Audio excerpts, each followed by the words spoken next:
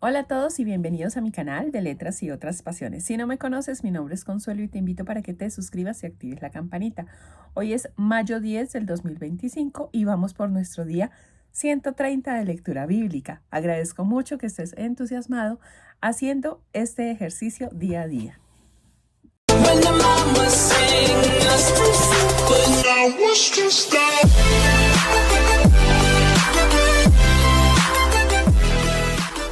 Las lecturas para hoy son 1 Samuel del 11 al 13, Salmo 121 y Marcos capítulo 6, versículos del 30 al 56. Así es que alista tus materiales y empecemos. En el nombre del Padre, del Hijo, del Espíritu Santo. Amén. Señor, creo que en las Sagradas Escrituras que voy a leer se contiene tu santa palabra. Haz que la escuche con todo respeto de amor. Ilumina mi mente para que por medio de ella conozca tu santa voluntad y mueve mi corazón para que cumpla con fidelidad lo que tú quieres de mí. Te lo pido por Jesucristo, tu Hijo, nuestro Señor. Amén. 1 Samuel del 11 al 13. Victoria sobre los amonitas. Nahás, el amonita, subió y acampó frente a Yabes de Galad. Los habitantes de Yabes dijeron a Nahás: haz un pacto con nosotros y nos someteremos a ti. Él le respondió: haré un pacto con ustedes a condición de sacarles a todos el ojo derecho y será la deshonra de todo Israel. Los ancianos de Yabes le dijeron: danos una tregua de 7 días para enviar mensajeros por todo el territorio de Israel.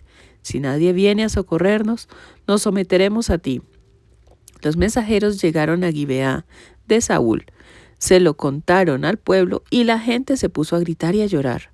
En esto llegó Saúl del campo detrás de los bueyes y preguntó: ¿qué le pasa a la gente para que esté llorando? Y le contaron lo que habían dicho los hombres de Yabes. Cuando Saúl lo oyó, el Espíritu de Dios se apoderó de él y se enfureció. Tomó un par de bueyes, los descuartizó y envió los trozos a todo Israel por medio de los mensajeros con este mensaje: esto le sucederá a los bueyes de todo el que no siga a Saúl y a Samuel. Entonces el pueblo se llenó de temor y salieron como un solo hombre. Saúl les pasó revista en Besek. Eran 300,000 de Israel y 30,000 de Judá. Y dijo a los mensajeros que habían venido: digan a los de Yabes de Galad: mañana, cuando más caliente el sol, les llegará el socorro. Los mensajeros llegaron y así lo anunciaron a los de Yabes, que se llenaron de alegría. Los de Yabes dijeron a Nahás: mañana nos rendiremos a ustedes y harán con nosotros lo que les parezca. Al día siguiente, Saúl dividió al pueblo en 3 grupos. Entraron en el campamento de madrugada y estuvieron combatiendo contra los amonitas hasta la hora de más calor. Los amonitas sobrevivientes se dispersaron de tal modo que no quedaron 2 juntos. El pueblo dijo a Samuel: ¿quiénes son los que se preguntaban: ¿acaso va a reinar Saúl sobre nosotros? Entréguenos a esos hombres para matarlos. Pero Saúl dijo: en un día como este no morirá nadie, porque hoy ha concedido el Señor la victoria a Israel. Y Samuel dijo al pueblo: vengan, vamos a Gilgal para inaugurar allí la monarquía.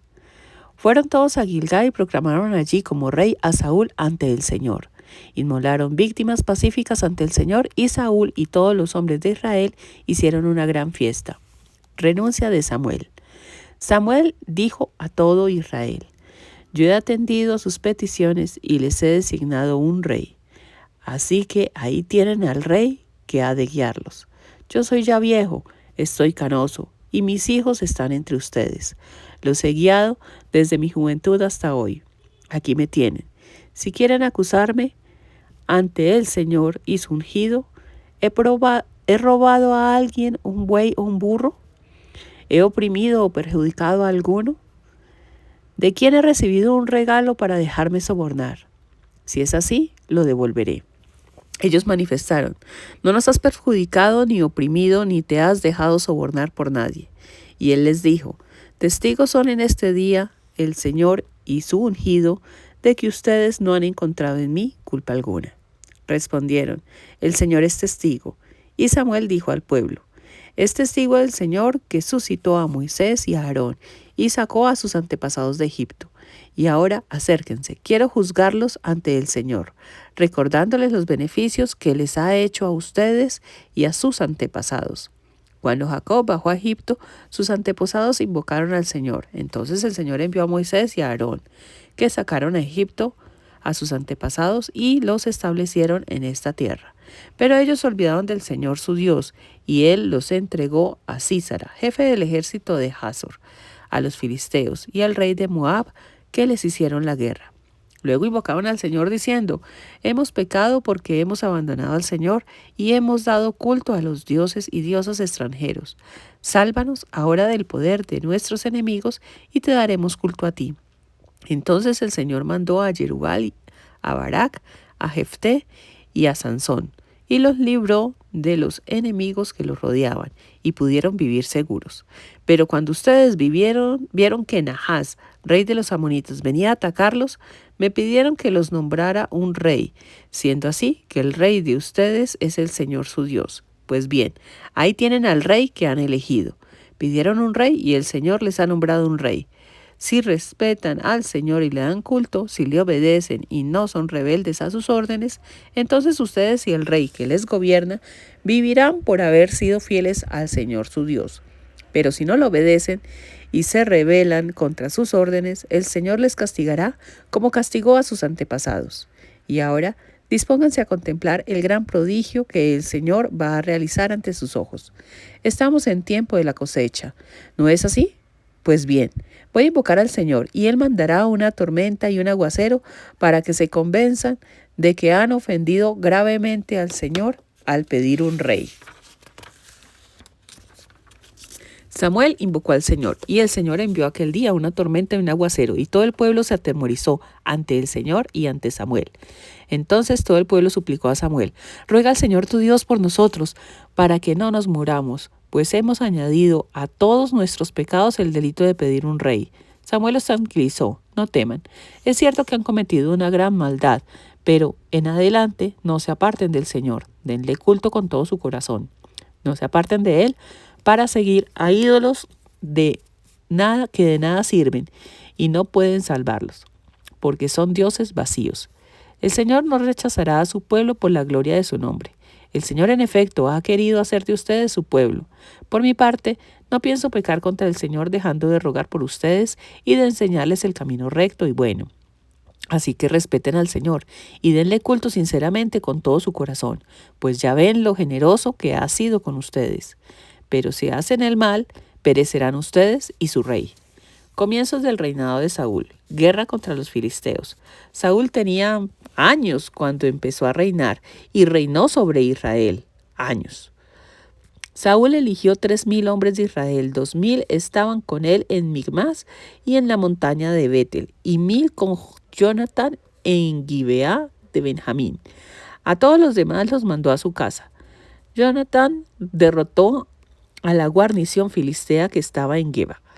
Los filisteos se enteraron de ello. Entonces Saúl mandó tocar la trompeta en todo el país para convocar a la guerra a los israelitas. Todo Israel supo que Saúl había derrotado a la guarnición filistea y que los israelitas estaban en guerra con los filisteos. El pueblo se reunió junto con Saúl en Gilgal. Los filisteos, por su parte, se reunieron para atacar a Israel con 3,000 carros de guerra, 6,000 jinetes y un ejército tan numeroso como la arena de la orilla del mar. Subieron y acamparon en Migmas, al este de Bet-Aven. Los israelitas, al verse en peligro, pues estaban cercados, se escondieron en las grutas, en las cavernas, entre las rocas, en los túneles y en pozos vacíos. Y algunos hebreos pasaron incluso el Jordán para ir al país de Gad y de Galad. Samuel rechaza a Saúl. Saúl estaba todavía en Gilgal, y todos los que le seguían estaban atemorizados. Pero 7 días, el tiempo fijado por Samuel, pero Samuel no llega a Gilgal, y el pueblo se dispersa abandonando a Saúl. Entonces Saúl dijo: tráiganme las víctimas del holocausto y de los sacrificios de comunión. Y ofreció el holocausto. Cuando terminaba de ofrecer el holocausto, llegó Samuel, y Saúl salió a su encuentro para saludarlo. Samuel le dijo: ¿qué has hecho? Saúl respondió: Al ver que el pueblo se dispersaba, que tú no llegabas en el día señalado y que los filisteos estaban reunidos en Micmas, pensé, los filisteos bajarán contra mí a Gilgal antes de que yo haya aplacado al Señor. Y me vi obligado a ofrecer el sacrificio. Dijo Samuel a Saúl, te has portado como un necio, no has hecho lo que el Señor tu Dios te había mandado. El Señor habría consolidado para siempre tu reino sobre Israel, pero así tu reino no se mantendrá. El Señor se ha buscado un hombre que le es fiel y le ha destinado para jefe de su pueblo, porque tú no has hecho lo que el Señor te había mandado. Samuel inmediatamente partió de Gilgal a Gibeá de Benjamín. Preparativos para la guerra. Saúl, por su parte, pasó revista a los que estaban con él. Eran unos 600 hombres. Saúl, su hijo Jonatán y la gente que los acompañaba estaban en Gibeá de Benjamín, y los filisteos se hallaban acampados en Micmas. Del campamento filisteo salió la ofensiva en 3 grupos. Uno tomó el camino de Ofrá hacia la región de Sual, otro el camino de Betorón y el otro el camino de la frontera que domina el valle de Seboín hacia el desierto. Por entonces no se encontraba en todo Israel ni un herrero, porque los filisteos querían impedir que los hebreos pudieran hacerse espadas o lanzas. Por eso, todos los israelitas tenían que bajar a las poblaciones filisteas para afilar la reja de su arado, su azadón, su sierra y su guadaña. Costaba 8 gramos de plata afilar cada reja de arado o azadón, y 4 gramos afilar cada sierra y cada hoz. Cuando llegó el día del combate, los que estaban con Saúl y con Jonatán no tenían espadas ni lanzas, solo las tenían Saúl y su hijo Jonatán. Un destacamento filisteo salió hacia el paso de Micmas. Aquí vemos cómo se narra la transición del gobierno de los jueces a la monarquía en Israel, con un enfoque en la elección de Saúl como su rey y su posterior reinado. En el contexto actual, estas historias pueden ser relevantes para reflexionar sobre la importancia de la obediencia a Dios, la responsabilidad del liderazgo y la necesidad de la sabiduría en la toma de decisiones, especialmente en tiempos de crisis. Actualmente nosotros podemos asimilar estas historias como la confianza que nosotros debemos tener realmente en Dios, esa fe en Dios para superar cualquier tipo de situación difícil, reconociendo obviamente que todas las cosas buenas que nos pasan y todo es por gracia de Dios, no por obra de nosotros. Dios tiene muchos planes para nosotros, pero si nosotros no confiamos en sus planes y no creemos que todas esas cosas buenas que nos pasan vienen de Dios, no de nosotros, entonces, pues obviamente vamos a desviar el camino y vamos a caer en la desobediencia, así como lo hizo Saúl en su momento. Entonces, miremos que el ser guía es algo que es muy, muy importante. El ser guía no es solamente que, por ejemplo, te elijan como presidente y te salgas a decir que los hijos les pertenecen al gobierno y no a los padres.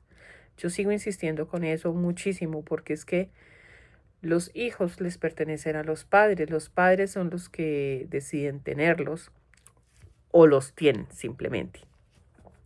Los padres son los que tienen que alimentarlos, son los que tienen que desvelarse cuando están enfermos, son los que, la mamá es la que tiene los dolores de parto para tenerlos. Los padres son los que les dan educación, los que sacan de su bolsillo y trabajan a diario para poderles dar un sustento. Entonces son los padres los que realmente tienen el poder sobre sus hijos, no el Estado. Así es que no se dejen convencer de eso y no se dejen amedrentar por esto. Siempre piensen que Dios no quiere que el Estado sea el dueño de sus hijos. Dios quiere que ustedes como padres los pongan en manos de Dios y sean su guía para llevarlos por el buen camino, no que el Estado termine torciéndolos. Entonces, reflexionemos en ello y cada una de las palabras que nosotros leamos acá en la Biblia y analicemos cada día, tratemos de llevarlas a la vida actual para poderles sacar mayor provecho. Salmo 121. Mi auxilio viene del Señor. Canto de peregrinación. Levanto mis ojos a los montes. ¿De dónde vendrá mi auxilio? Mi auxilio viene del Señor que hizo el cielo y la tierra. No te dejará caer. Tu guardián no duerme. No duerme ni reposa el guardián de Israel. El Señor es tu guardián, tu sombra protectora. No te herirá el sol durante el día, ni la luna de noche. El Señor te protege de todo mal. Él protege tu vida. Él te protege cuando sales y regresas, ahora y por siempre. Yo tenía muchísimas ganas de ver una película, un documental, que se llama El Gran Aviso, o El Aviso, ya se me olvidó. Bueno, el hecho es que es una película católica y se la recomiendo muchísimo. Anoche mi esposo me sorprendió que me la terminó comprando para que yo la pudiera ver. Ay, dígame si no es adorado. La verdad que sí, agarrarlo a picos. Bueno, el punto es que esta película nos habla de la iluminación de conciencias y nos habla de todas las cosas que estamos viendo hoy en día, de la pérdida de fe, de la pérdida de valores, estamos trayendo prácticamente palabras textuales de la película, estamos trayendo el infierno a la tierra, con tanta desobediencia, con tanto crimen, con tantas ganas de que la tecnología sea nuestro Dios. Entonces, este salmo me da para nombrarle en la película, porque en la película y en el salmo nos dicen que Dios nunca descansa para cuidarnos y para estar ahí cuando nosotros más lo necesitamos. Esa iluminación de conciencia le llega a unas personas que realmente no han hecho nada bueno en sus vidas. Y fue tan maravilloso que dan testimonio de ello y pues ven el cambio que realmente tuvieron. Una de ellas hasta tuvo un encuentro directo con el diablo o algún demonio. Y la Virgen es la que llega en su auxilio diciéndole que ore el Padre Nuestro, que ore el Rosario. Entonces vemos que el poder de la oración es algo que de pronto está muy subvalorado hoy en día, pero que realmente deberíamos retomar. Deberíamos retomarlo con el corazón, con la certeza de que estamos rodeados de muchísimo mal y que la única forma que tenemos para combatir ese mal no es con más mal, sino a través de Dios y a través de la oración. Las oraciones que ellos nos dejaron para acercarnos realmente más a Dios. Evangelio según San Marcos, capítulo 6, versículos del 30 al 56, sección de los panes. Regreso de los 12 y primera multiplicación de los panes. Los apóstoles se reunieron con Jesús y le contaron todo lo que habían hecho y enseñado. Él les dijo: vengan ustedes solos a un lugar deshabitado para descansar un poco, porque eran tantos los que iban y venían que no tenían tiempo ni para comer. Se fueron, pues, en la barca, ellos solos, a un lugar deshabitado, pero los vieron alejarse, y muchos, al reconocerlos, fueron allá por tierra desde todos los pueblos, llegando incluso antes que ellos. Al desembarcar, vio Jesús un gran gentío, sintió compasión de ellos, pues eran como ovejas sin pastor, y se puso a enseñarles muchas cosas. Como se hacía tarde, los discípulos se acercaron a decirle: el lugar está deshabitado y ya es muy tarde. Despídelos para que se vayan a los poblados y a las aldeas de los alrededores y se compren algo de comer. Jesús les respondió: denles ustedes de comer. Ellos contestaron: ¿dónde vamos a ir a comprar pan por valor de 200 denarios para darles de comer? Él les preguntó: ¿cuántos panes tienen? Vayan a ver. Cuando lo averiguaron, le dijeron: 5 panes y 2 peces. Jesús mandó que se sentaran todos por grupos sobre la hierba verde, y se sentaron por grupos de 100 y de 50. Él tomó entonces los 5 panes y los 12 peces, levantó los ojos al cielo, pronunció la bendición, partió los panes y se los dio a los discípulos para que los distribuyeran, y también repartió los 2 peces entre todos. Comieron todos hasta hartarse, y con lo que sobró del pan y del pescado llenaron 12 canastas. Los que comieron los panes eran 5,000 hombres. Jesús camina sobre las aguas ante sus discípulos. Luego mandó a sus discípulos que subieran a la barca y se adelantaran a la otra orilla, en dirección a Betsaida, mientras él despedía a la gente. Cuando los despidió, se fue a la montaña para orar. Al anochecer, estaba la barca en medio del lago, y Jesús solo en tierra. Viéndolos cansados de remar, ya que el viento les era contrario, se les acercó antes de la madrugada caminando sobre el lago. Hizo ademán de pasar de largo. Pero ellos, al verlo caminar sobre el agro, creyeron que era un fantasma y se pusieron a gritar, porque todos lo habían visto y se habían asustado. Pero Jesús les habló inmediatamente y les dijo: «Ánimo, soy yo, no teman». Subió entonces con ellos a la barca y el viento amainó.